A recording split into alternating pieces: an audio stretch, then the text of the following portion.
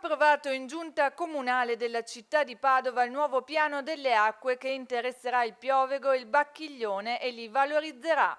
È un atto di programmazione che dovrà essere approvato dal Consiglio Comunale che stabilisce le caratteristiche e la posizione di 18 attracchi lungo i corsi d'acqua. 18 attracchi distribuiti, alcuni nel tratto che va da San Gregorio, quindi circa il Ponte dei Graissi, tanto per avere un riferimento, fino alle Porte Contarine, quindi nel cuore della città.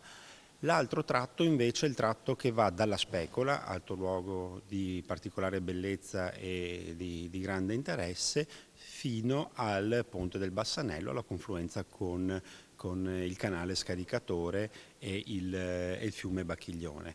Quali sbocchi può avere? L'obiettivo è quello di sfruttare tornare a sfruttare, a utilizzare una risorsa che Padova stava dimenticando. I fiumi possono essere una risorsa importante intanto di paesaggio e di bellezza e vogliamo che sempre più i padovani scoprano questa risorsa interna che può dar tanto alla città e deve tornare ad essere una centralità. Una risorsa, quella fluviale, da tempo trascurata a Padova, che può diventare un volano importante dal punto di vista turistico e di conseguenza economico.